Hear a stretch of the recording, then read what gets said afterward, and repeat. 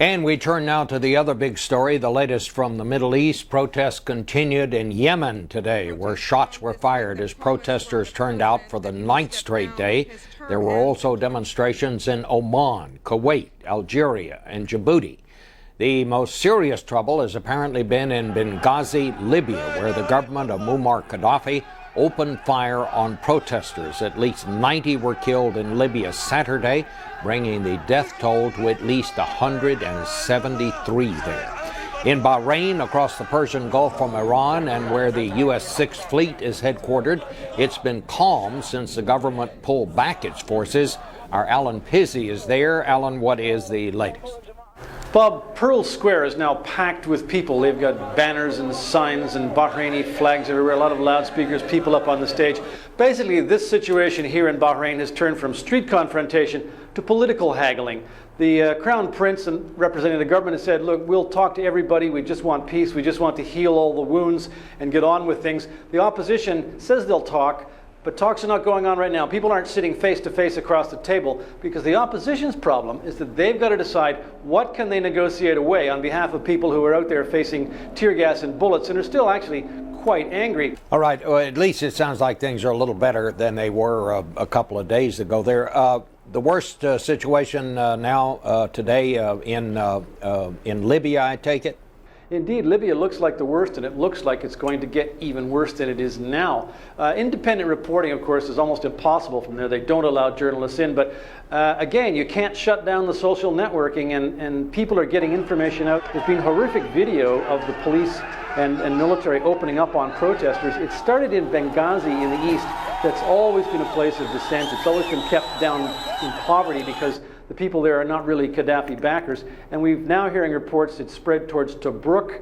And there were some reports, too, that some members of the military and security forces in Benghazi said, no, we're not going to do this. And they brought in outside mercenaries and using fairly heavy weaponry. So it's pretty brutal. Gaddafi is as brutal and ruthless as he is flamboyant, Bob.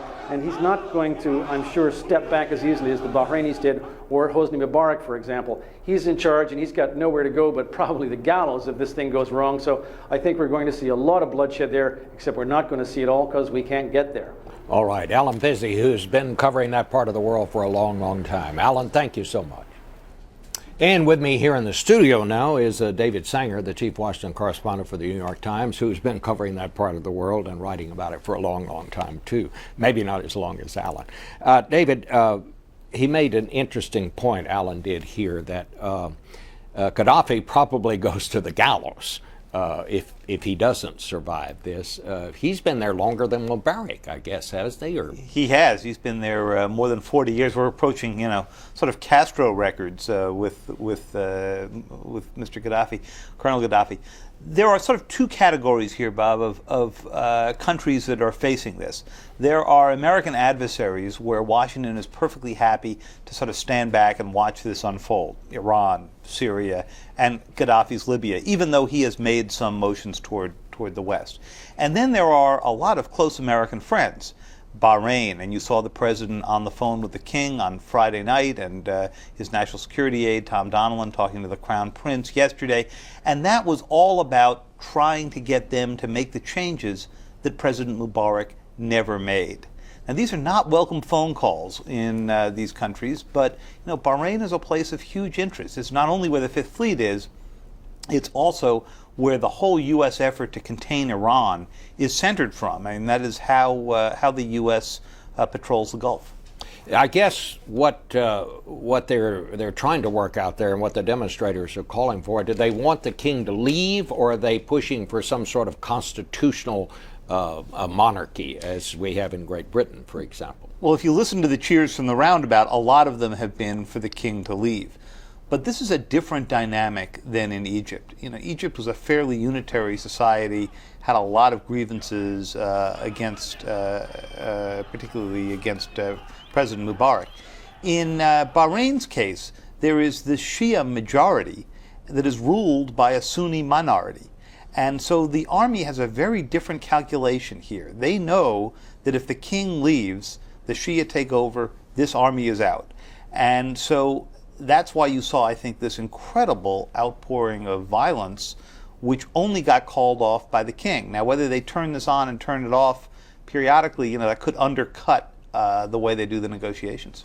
If the king was out, and what would happen? What would happen to U.S. interests there? Would the Fifth Fleet have to leave? Would they be ordered out? Well, it's hard to know how this would work out, and of course the Fifth Fleet's an enormous employer there. The biggest concern there right now is their next door neighbor, Saudi Arabia. So far you have not seen this happen in Saudi Arabia. Remember, it's the Saudis who called in to President Obama during the Egyptian crisis and said, let President Mubarak do whatever he needs to do, including shooting people on the streets, because losing the region would be just too difficult. In Bahrain, they've got even stronger interests because it's right across the causeway, and you have to think that their advice to the Bahraini king is the same.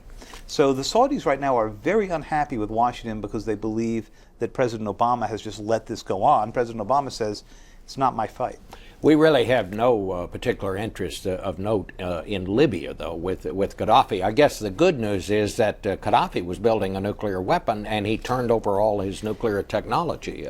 That's right. He was trying. He didn't get very far, and he turned it over in 2003, right after the American invasion of Iraq. And at the same time, he tried to settle the Pan Am 103 issue, which was, of course, believed to be Libyan-led. But that said, there's no love lost between Washington and Colonel Gaddafi. And if he didn't survive this, I don't think you would see a lot of mourning going on in the State Department of the White House. About 20 seconds left. Do you see these demonstrations across the region continuing, David? Bob, the CIA missed this a month ago when they thought that Tunisia wouldn't spread to Egypt. I think now all of the common wisdom is the reverse, that this could keep on going, and we don't know where it stops. The problem for the United States right now is there isn't very much leverage on this. Not having encouraged a whole lot of reform before, it's a little bit too late to bring about reform in many of these countries today. All right. David Sanger, The New York Times. Thanks so much, David.